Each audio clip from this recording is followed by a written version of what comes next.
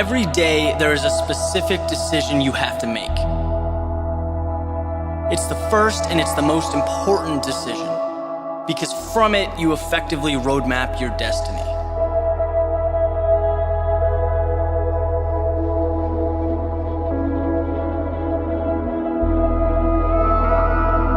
What I'm referring to is the choice to either have a positive outlook or to allow negativity and doubt to chart your course.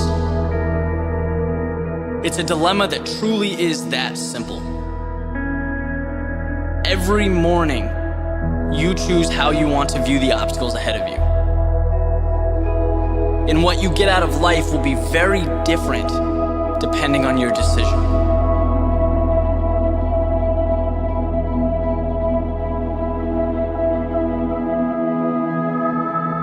There's an old Cherokee legend that touches on this conflict. And in the story, there's an older man, he's talking to his grandson about life. He explains that inside all people, there's this fight going on. The struggle consists of two wolves. One manifests itself through negative energy. He's anger, envy, sorrow, inferiority, all that is evil. The other is joy, compassion, faith, truth, all that is good. So he finishes explaining this. The boy sits there, he thinks about it for a minute. He asks his grandfather, well, which one wins? The grandfather replies, whichever one you feed.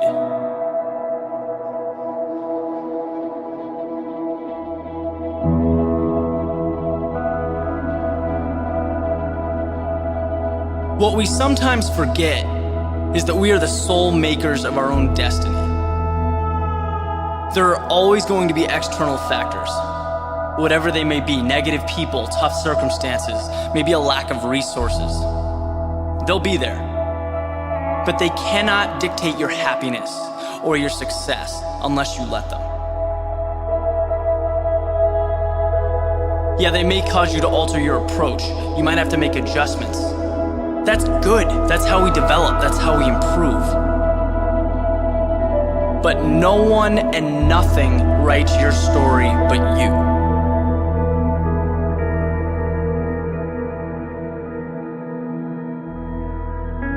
Your attitude, your emotions, they directly coincide with how you see the world. So anytime you feel discouraged, negative, envious, anything that's not positive, just stop. Don't waste your time with thoughts that aren't bringing you closer to your goal. There's just no value in it. Tony Robbins says this beautifully. He says you have to be the guardian of your own mind. Allow in only what will help you. Because God knows the world will crush you if you let it. So take the wheel. What you need to do tomorrow when you wake up is look at yourself hard in the mirror. Make a conscious decision to feed the good wolf.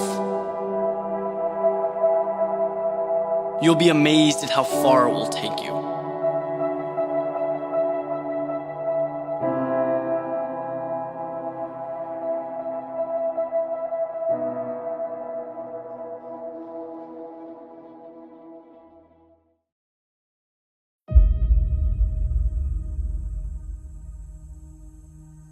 Show them who you are. As Emerson said, to be yourself in a world that is constantly trying to make you something else is the greatest accomplishment. It is nothing short of courage. To walk into that dark cave that is your potential. To become a pioneer of uncharted worlds in search of who you might become. It is courage to leave what will be accepted for an idea that will certainly be misunderstood, at least initially. It means you're playing by new rules using new metrics. Not the rubric that's already been handed out. No, anything but that. And that is the fundamental difference between those who create and those who react. Those who fight to discover who they are, and those who hide behind the mask of acceptance. It's courage. See, anyone can criticize. Anyone can condemn or tear down. But who's willing to run the gauntlet? Who's willing to subject themselves to that hell? Who wants something better so bad that they'd trade comfort and the reassurance of now for a life to ultimately be proud of? To be excited when the sun comes through the window and they jump out of bed in the morning. There are most definitely complexities in life, and we do our best to understand them, to navigate through them. But that question, that particular question in my mind will always be simple. Do you have the courage to show them who you are? To make that decision, not reflect back their wishes and their reality like a mirror, but create your own. Harness it, carry it up the mountain like a torch through the night. See, what I've come to understand is that knowing simply is not enough. Understanding is not enough. Replicating is not enough. What these things lack is you. And if I had to best represent this understanding, it would be like this, right? If you take a musician, a technically sound musician, she can play. A student of music, well, he can understand and recite. An expert in the craft, well, she can teach. But it's only someone who injects their authentic self into these abilities that can touch the hearts of people around them, change their lives, fill minds with wonder and awe. Because when you take a step back and really see what's going on, the songs that are sung, well, they're not sung because they are the most technical or most advanced, because they followed the rules. No, we sing them because they meant something when we heard them. Their authors had the courage to move a step beyond understanding and into the vulnerability that is self-discovery, that is creation. It is a microcosm of life. And in a world where comfort is not only pushed upon us, but it's the essence of what makes us human, saying no, well, it feels like running uphill. When you blend in, you can't be questioned. When you blend in, you rarely lose. When you blend in, there is no risk. But when you blend in, there is no you. And I'm not suggesting you missed the mark or you lost the battle. I'm suggesting that every once in a while, we need to be reminded that the journey has not even begun. That down the road, you'll see those people around you. They weren't so much concerned about you as they were themselves. That everyone is scared, everyone is unsure, no one knows or has the answer. But man, to see that, to feel that and move forward anyway, to know that you're worthy of a tomorrow greater than today, that is a courage rarely understood. And Emerson gives us, with that message, everything we need. The wisdom to know there's more, and most importantly, the courage to show yourself and the world who you are.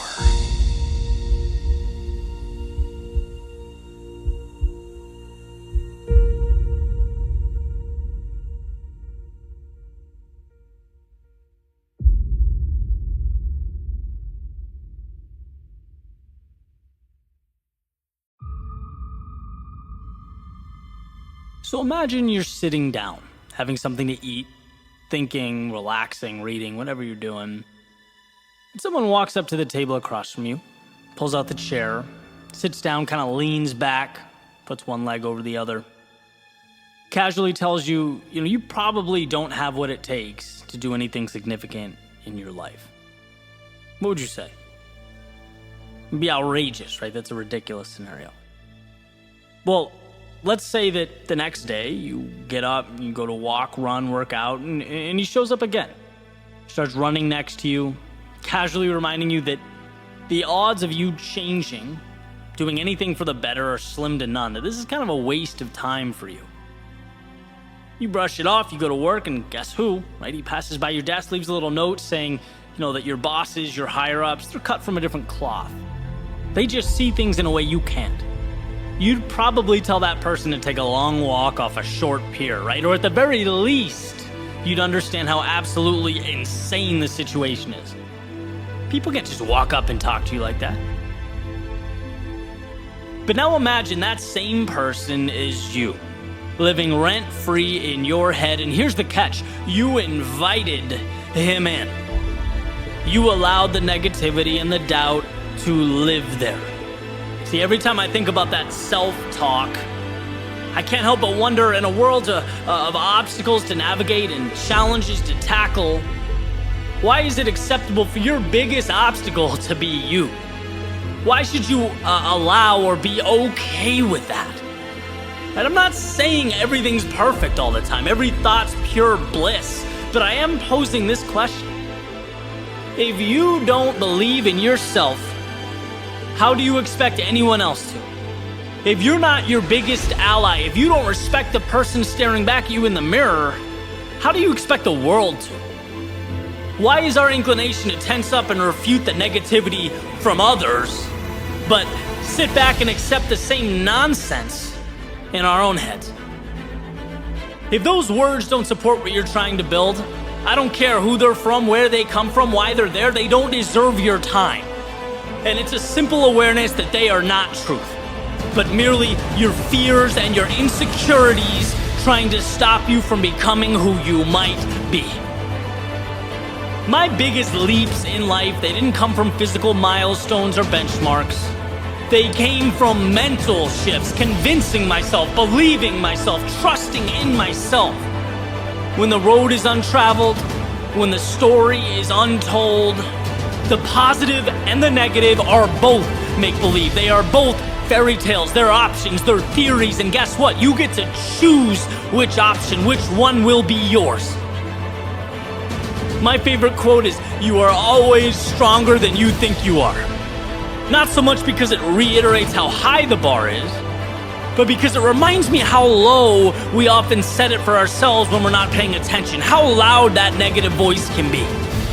When I was unemployed, I was writing, I was running out of money, my life changed because I stopped seeing myself as some lost, jobless mess, and I started seeing myself as one of the greats with a hell of a road to travel.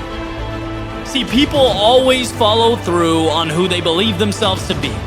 I refused to hear that you might fail and the not good enough, and I buckled up for the road ahead. And when you believe you can change and know that the road to your goals will be rocky, it will be uncomfortable, but worth it, you are taking that hostile voice and making him or her a spectator, not a decider of fate. And yeah, you will lose, you can't win all the time, and you will feel stuck, but life's not always smooth sailing, and sure, you'll be mad at yourself, but not every decision is a home run.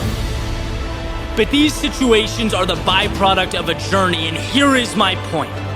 Self-belief is being able to differentiate your situation and pointless negative talk about the situation. It's about remembering that you are the gatekeeper of your own mind. When you believe in you, it places your faith, your strength, and your determination in the driver's seat. It makes everything else trivial, meaningless. It makes it an option that you are simply not going to choose.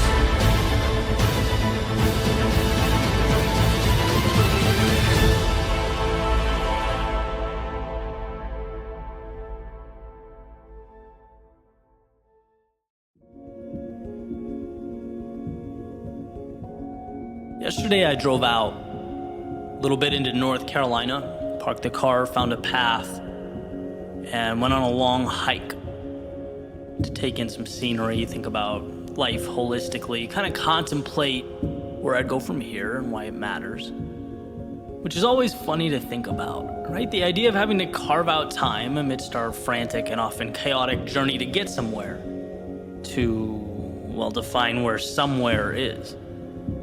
But I think about that a lot. Our days consist of so much running around that I can easily forget what even my calculated decisions add up to. Why? It's a simple enough question, perhaps one I could ask more. Why? What's with this whole get comfortable with discomfort thing? Why do I place so much emphasis on the quote-unquote path less traveled? Which is a term that, one of my buddies was recently giving me a hard time about using in all my speeches, right? It must mean something to me. It's got me here. But is here better than over there? After all, it's not out of the realm of possibility that I'm the one who's missing the mark. And it's okay to examine that possibility. In fact, that's why I'm here. And I bounced this around in my head as I made my way up the trail and noticed as I looked around, everything just felt perfect. Have you ever had one of those moments where it just seems surreal? The morning was incredible. I loved the sound of the earth under my feet as I took each step, the chirping of the birds in the early morning, the sun making its way through the trees. And I thought, it's amazing that you can live 20 minutes from this feeling and just never experience it. I guess proof that a decision to not go, to do nothing, is still very much a decision. And in this case would have been the less desirable one. I'm glad I went. My phone was in my backpack, and for the first time in a while, I didn't even think about it. My mind was stimulated. My senses were taking in something new, something different, something not my studio or laptop or social media analytics pages. In fact, all that stuff felt kind of trivial now that I was removed from it. And I wondered, why don't I do this more? A thought popped into my head earlier that morning. I thought, hey, that's a cool idea. I just had to get through that initial pushback, the hesitancy of, well, what's the point? What's the desired outcome of a hike? Right? After all, this little jaunt's just going to distract you from your work and your progress. But at that moment, I think you have to just shut out reason for a second. You have to remind yourself that there's value, period. Otherwise, we open the door for rationalizing. We talk ourselves out of some of life's beautiful secrets. Sometimes you have to just go. And as I made my way down this trail further and further, I started to feel better. I felt reassured. Like I had something that I otherwise wouldn't have had. Something that's my own. And maybe that is it. Maybe that alone is the reason for everything. To collect those incredible things, large and small, that we might not have had. After all, isn't life just an accumulation of memories, of experiences that are spread out like a choose-your-ending children's book? And with so much control over the outcome, I think that matter deserves my attention. In order to acquire the good stuff, whether it's in a different location or context or time in my life, I still learn again and again that to get that, we have to leave some things behind. And that's the essence of life. You usually get out what you put in. And I think about that a lot. I think about the forks in the road I've come across, those same ones, the life-altering decisions. I guess it's only human. Walking away from that promising career that I'd spent my whole life building towards. Every once in a while, sure, I miss the security. Leaving this city and the people that made my life what it was, it still haunts me from time to time, trading permanence and structure for the freedom to condense my life's work into a laptop and take it anywhere in the world.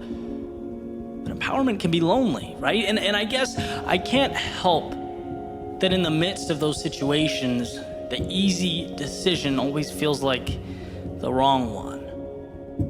I've just been pulled by the upside. I gravitate towards this grandiose version of what life could be, on the mark that I hope to make. And to me, the scariest thing has always been not having the courage to see more, to explore. The phrase, what if, has always been my adversary, the monster in the closet, and it's a costly one to slay.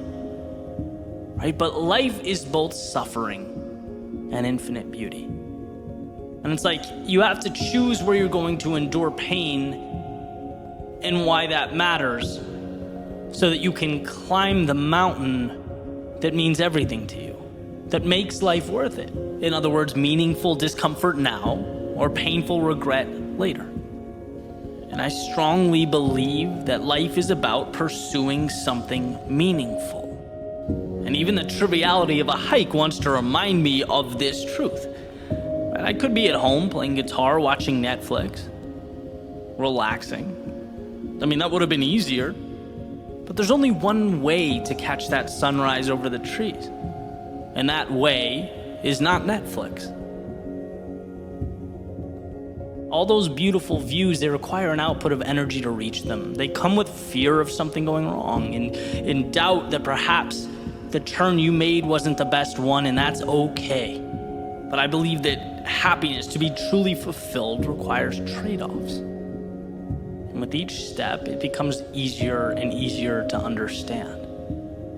For the gym rat, it's the discipline and the belief, knowing that muscles break down so that they can be built up. For the relationship to flourish, it's overcoming disagreements, accommodating the needs of that person that you love, so that they can be the last thing you see before you fall asleep.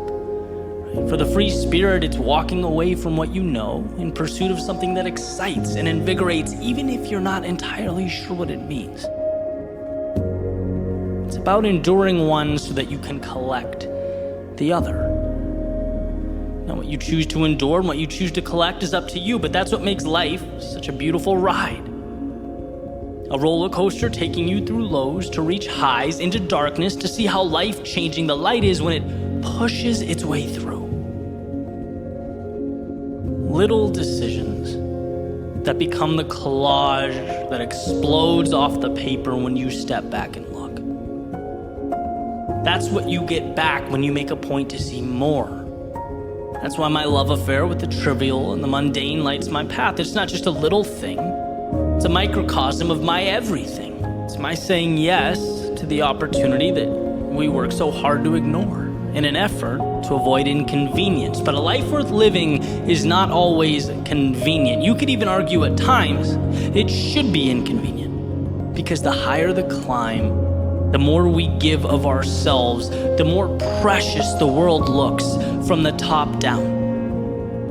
And the challenging times, the things we sacrifice and leave behind, they're not so much a part of the picture as the paint on your palette.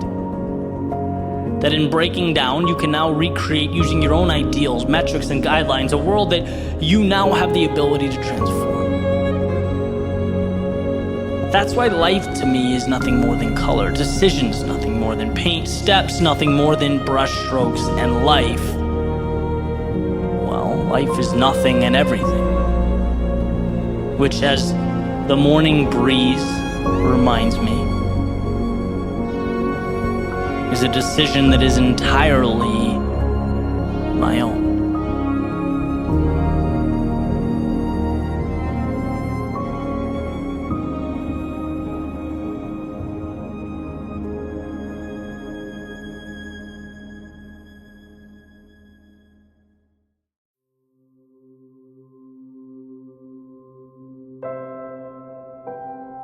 What is the complex but an accumulation of that which is simple?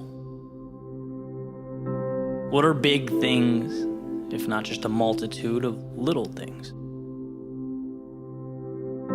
There's comfort in the understanding that all we have in life, all there is simplicity, easy to understand pieces.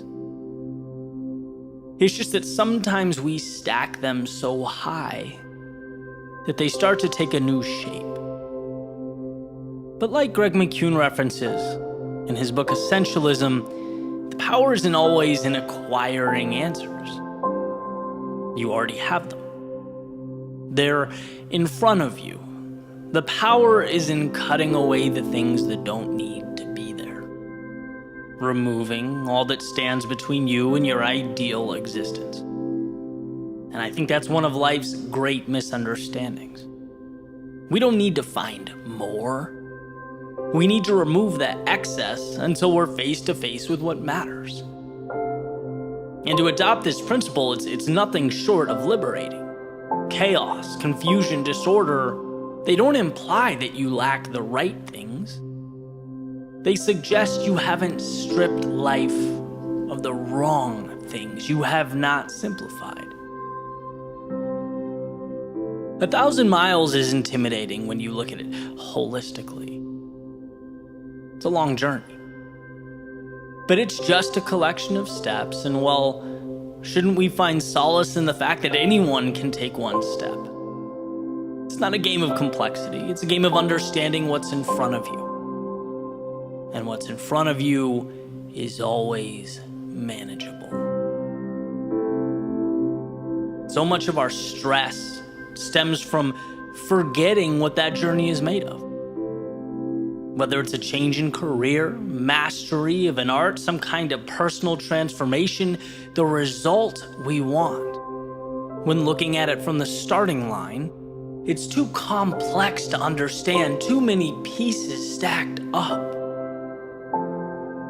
So let's break it down. Let's find the foundation. What's really there? What are the 1, 2, 3 things we need to do? What is that golden question? What matters? If you lose sight of that, then you will stumble through life. I've learned this. I've lived it. The time I take to myself every day is invaluable to me because I ask myself those 2 questions. What matters? And what are the simple steps I need to take? Right? What can I remove? I was talking about this during an interview this week. My personal growth. And one of the most important aspects has been the understanding and the zeroing in on what's important. I used to take so much pride in composing the background music to these speeches, end to end. Right? I used to love to be able to say I did it all. That was, so I thought, the great differentiator. But ultimately, I learned to take a step back and ask what matters here. What do you care about? It's the storytelling that I love. It's the impact. And let's be real, no one cares who wrote the background music. It's holistically, how does the piece make you feel, right? And this understanding allowed me to cut away, license the music, save 2 days a week, acquire clarity, and realize my goal is not to be Mozart. My journey is to be one of the great communicators, storytellers of our time, and if a day goes by where I'm not taking a little step towards that, it's the wrong move. Small example in the grand scheme of things, but right on point. It's the power in understanding what matters that makes a difference, that allows you to grow, evolve. And I'm confident that this not only applies to long-term pursuits, but also our challenging times, the dark moments, the periods of uncertainty and discontent. Same concept. Where do you want to be, and how do you get there? What's the simple thing you can do to close that gap? Because you are never helpless. You can always do something. And my friends, those little somethings ultimately evolve into everything. And when we put our phone away, step beyond the noise, spend time with ourselves, we can see how much of life is running in place. Stacking and stacking pieces that aren't even part of the masterpiece we're trying to assemble. If you want answers, start with the understanding that they're buried under mountains of things you don't need. So cut away. Cut away the people and places and things that convolute your story. Cut away the exhaustion of time that provides no value in return. Cut away the thoughts that make life more complex than your journey from where you are to where you'd like to be. As you stand right now, you have everything you need, and there's nothing greater than that, nothing more powerful than that understanding.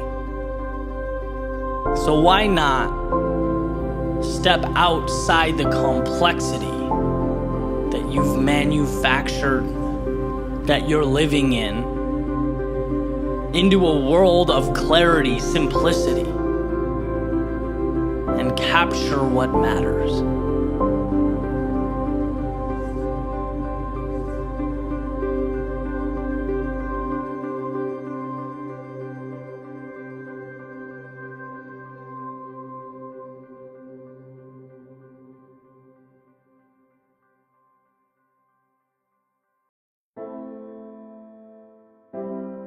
Your existence is derived from how you choose to look at the world around you.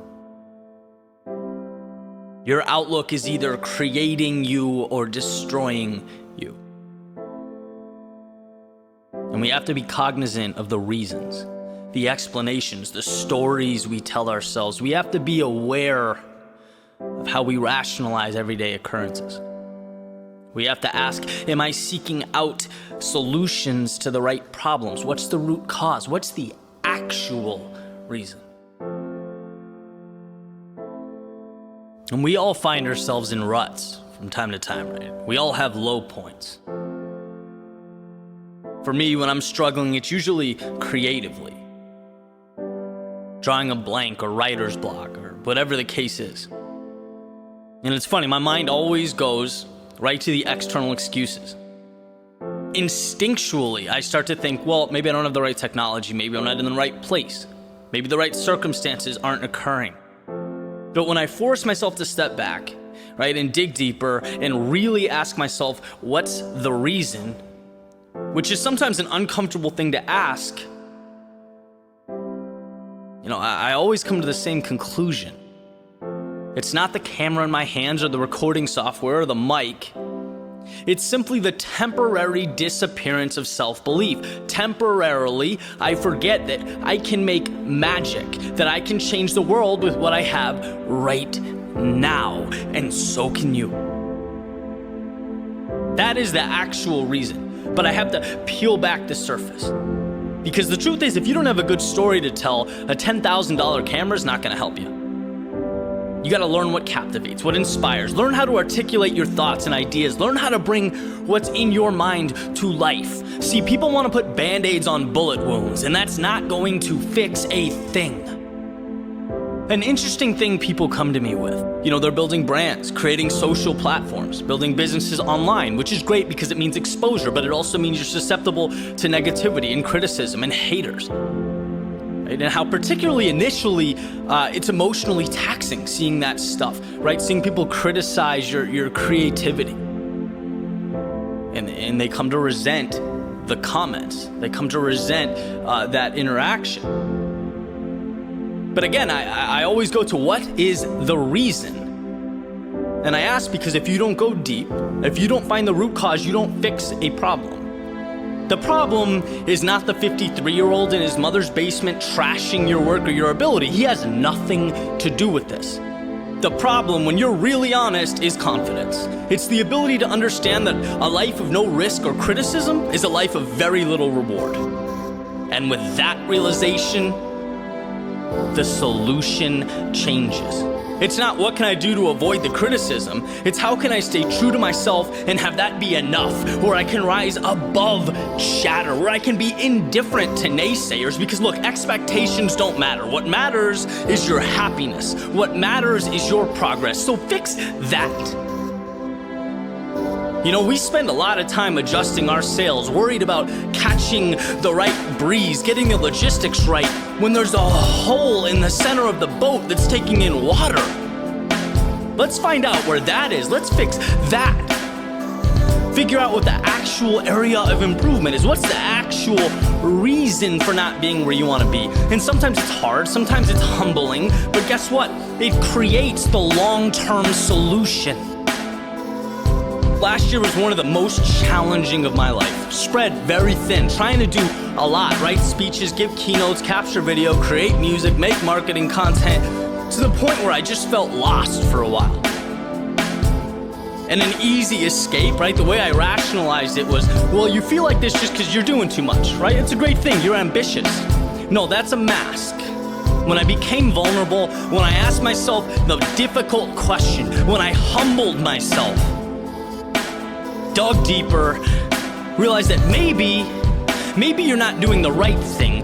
Maybe you're doing more of what you already know, because recreating yourself is absolutely terrifying, because you need to take that next step and subconsciously you don't want to. You're scared to. Now I know what to address, right? Reasons help shape answers. It's not more and more and more of what's been done, but it's reshaping your life, not once or twice or 3 times, but constantly. That creates bigger targets. That changes things.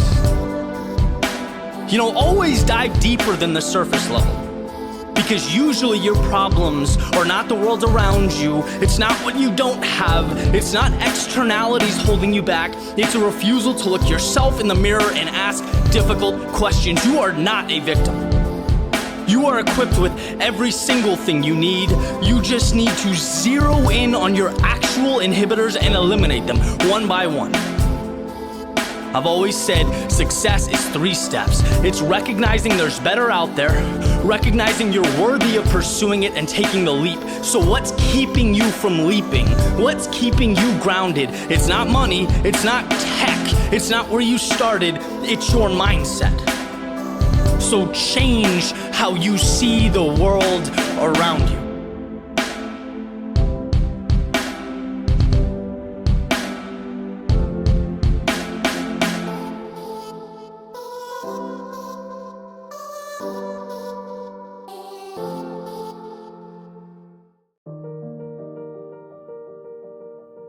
There's a saying that will always be true.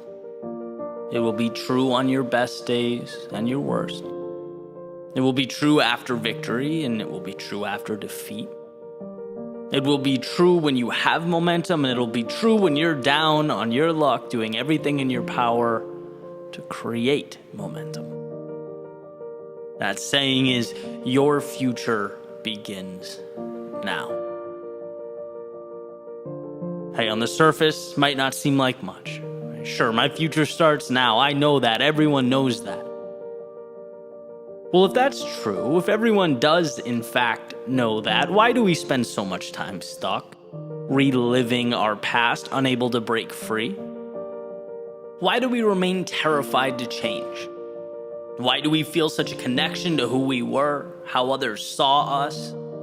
Why must we remain loyal to the character we've been playing in our mental autobiographies? See, here's the thing about the past and the future. One is fixed, can't be changed, and the other, well, it's waiting for you to tell it what it is. One is expired time, one is planned to be determined. And it's interesting how we continue to conflate the two. Epictetus has said that the more things we value outside of our control, the less control we have. Well, I'm going to be the messenger here, relaying the precious truth that yesterday is in fact out of our control. What can be controlled is where we go from here, the next step. Meaning today is not your failures, it's where you take those lessons. It's not your mistakes, but it's what the stronger you can now endure because of them. It's not the dreams you let slip away, but where your pursuit might take you now. And yeah, yesterday certainly contributes to your outlook, as all information does. Its value considered, its impact assessed. It guides you, but it's not you. And that difference is astronomical. There's a question about the role the past plays in our lives. That has to mean something, right? Your past is, in many ways, your story. It's why you think the way you do. It's contributed to your understanding of the world. It will always be a part of you, and I believe that. But I also believe the past is a story. And just like reading one chapter in a book simply sets the stage for the next one without controlling its direction, so does every day that has led you up to now. Life gives us the tools to experience, to grow, learn, and then shed that which does not coincide with what's important. Your failures are not you, but they are precious in that they push you towards what you'd like to be. See, you can experience something and not be that thing. As Kierkegaard says, if you label me, you negate me. If you proclaim me to be X, you're essentially stealing from me the infinite possibility that is the future. Yesterday has nothing to do with what I can become. And so taking it a step further, never mind being labeled by someone else, how could you label yourself and see it as anything but self-sabotage? See, you're never defined by your past, but always learning from it. It's not who you are, it's the cheat codes for what you can be. Without that winding road of misfortune and mistakes, the incredible expansion we long for doesn't materialize. Imagine if everyone who ever felt down in life, felt like a loser, who temporarily lost hope. Imagine if they looked in the mirror and said, okay, this is who I am now. There would be no triumph in the world. Because anything meaningful requires the resiliency to map our way from the hell that was our darkest moments to what will become our proudest moments. Destiny means that you separate the finite from the infinite. What you used to call yourself has prepared you to move towards the horizon. But what you used to call yourself is also as irrelevant now as those seconds that you watch tick away. Seconds that maybe you're not proud of. Seconds that perhaps taught you about the world. Seconds that gave you a glimpse of what's possible, unveiled the happiest of times, all of it. In its own unique way, it brought value, but none of it is your future. Why? Because back to that beautiful, all-powerful sentence, your future begins now. Your destiny is awaiting its marching orders, and all you have to decide as you stand today is where that ship will sail.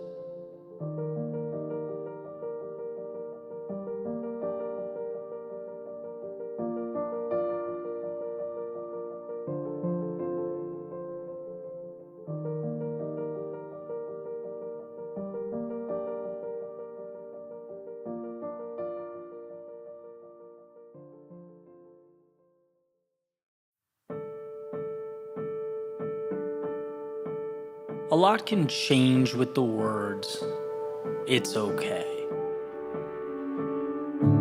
My moon is not the same as their moon, and that's, well, it's okay.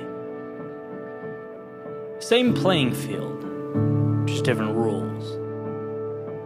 Same sky, different constellations, same clouds, different shapes.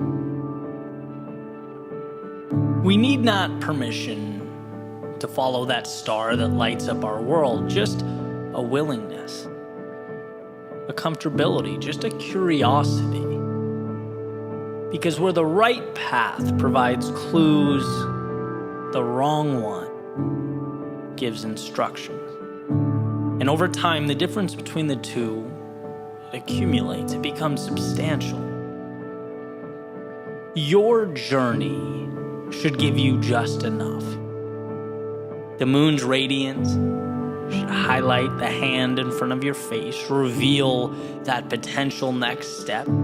It should expose the options right in front of you, and that is enough. And sure, sometimes it feels like it would be nice to know, to walk an easier path, one that's not your own, have everything lit up, no questions, no mystery, and while there's comfort in taking this path, it's not yours. It's not your journey, it's not your moon, it's not your light, and it won't reveal your answers. So feel free to leave, to walk away, because it's okay. It's okay to not have the answers.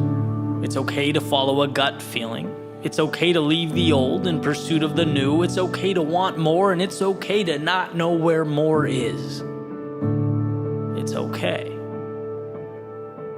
I often think if a courageous few are the reason that I'm not writing these words out with a quill pen by candlelight, then think about what my own small acts of courage could become.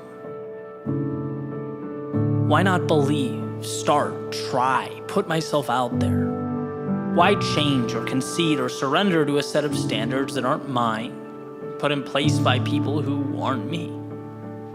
Their moon is not the same as my moon. Their path is not my path. And if I'm choosing between seeing a world that I've settled for in its totality, or seeing one that actually means something as it's slowly pieced together, I'm taking the latter every time. Well, how do you know it will work out? The brain asks the heart. You don't. And I think that's exactly how you know you're in the right place. It's when you have all the answers, the certainty, and the reassurance in the world that, well, something may be missing. Not missing from the external, but missing from within as you move through the external. It's the classic square peg in a round hole. And the very reason we should carry on is because it's better to be a square peg in search of a home than to be whatever it is that would keep us safe, quiet, and securely contained within a square box. It's not that my way is right and your way is wrong. It's that for me to live, I must find my way and you yours. Because a life lived according to someone else's rules is a house built on sand. It may be stunning, extravagant, it may not warrant a second look from someone passing by, but it only takes time to reveal the inherent flaw. It doesn't matter what you build if it's on top of a bad foundation, it will ultimately come down. Time will take it down. So be wary of where you decide to plant your stake in the ground. Be thoughtful about where your feet take you and the concessions you allow in your life. We often think permission is what separates the present from the ideal. And what I've learned is that time keeps coming, permission does not. To live fully is a self-appointment. There is no letter that comes in the mail explaining this. Although, sometimes I catch myself waiting for its arrival. Where the crowd goes, my instinct begs me to follow. Where the comfort lives, my predisposition is to knock on the door. I'm human. But I know that to resist what comfort offers is the battle of a lifetime. Their moon is not mine. Their solutions will not fix my problems. I have a puzzle to put together, a masterpiece to assemble, as do you. So embrace your world. Follow your rules. Howl at your moon.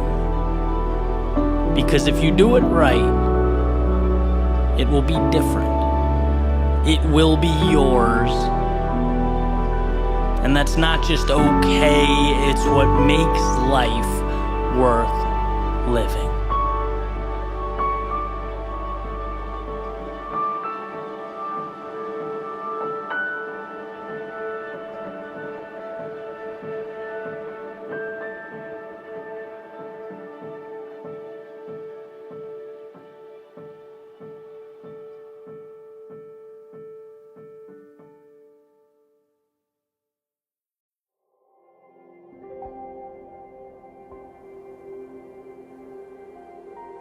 As our lives evolve, as our experiences accumulate, the way we look at life changes. That's part of getting older and seeing the world, and so long as you allow your ideas and perceptions to be malleable, as long as you're looking to grow, you most definitely will. And for me, one area that has truly transformed is my relationship with luck. What it means, how it's relevant, and most importantly, what do I do about it? I created a little book of anecdotes last year, and one section was called The Luck Manufacturer. And it says, commitment, her hammer. Resiliency, her nail. She manufactured luck every single day.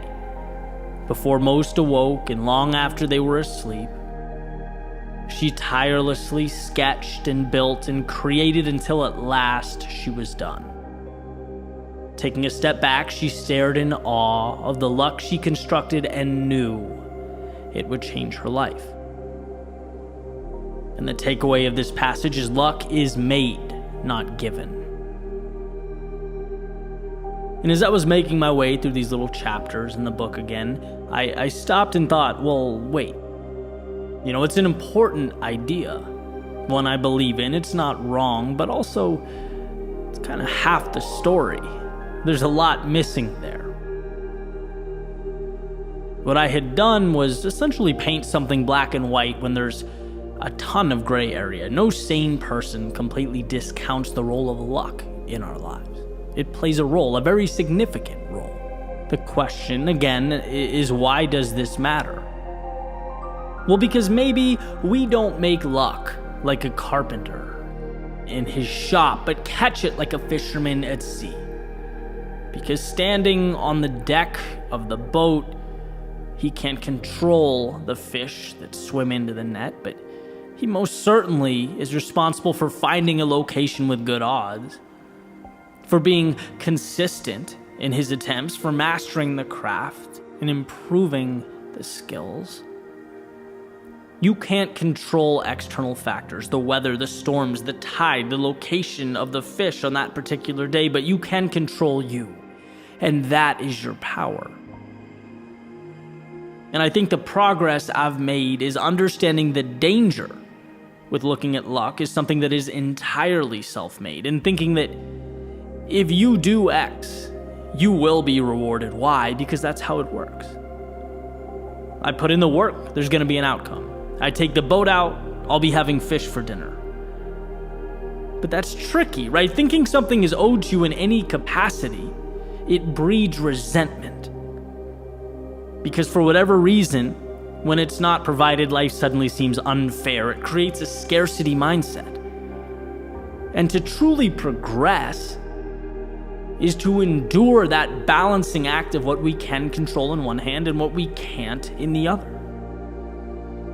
That quote, you can't control the wind, but you were given the power to adjust your sails accordingly. And for those who hang in there and adapt long enough, well, it seems as though luck tends to find them at some point. And this occurrence it seems to unveil itself in a million different ways, example after example everywhere you look, right? Yesterday I was reading John Adams' biography.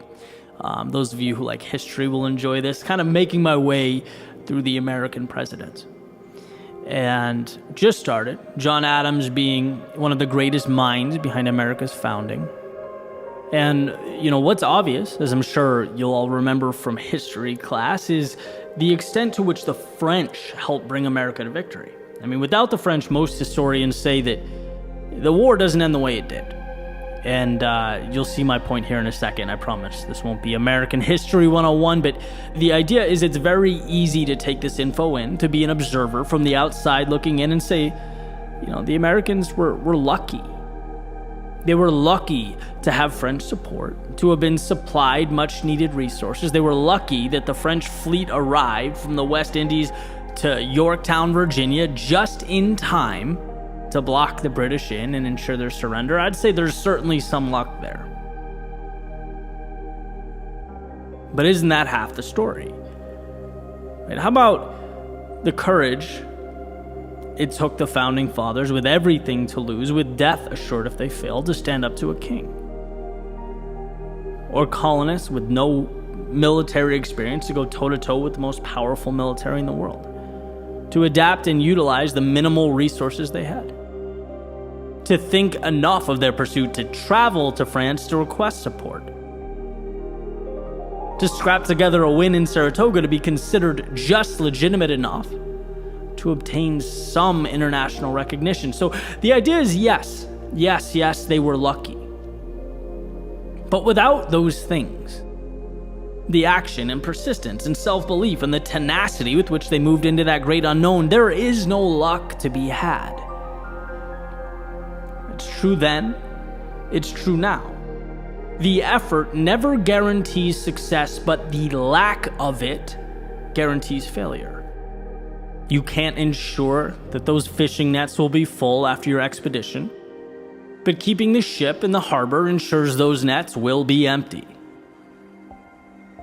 I guess that's why that period of American history is so moving to me. It's people who gave everything for an outcome that was anything but guaranteed. Planting a seed and hoping that years later others could eat the fruit.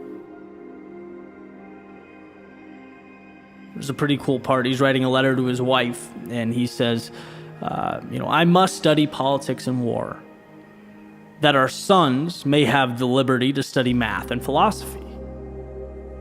Our sons ought to study math and philosophy, and geography, natural history, naval architecture, navigation, commerce, agriculture, in order to give their children a right to study painting, poetry, music, architecture, etc., etc. Is any of that guaranteed? Absolutely not, but nothing is.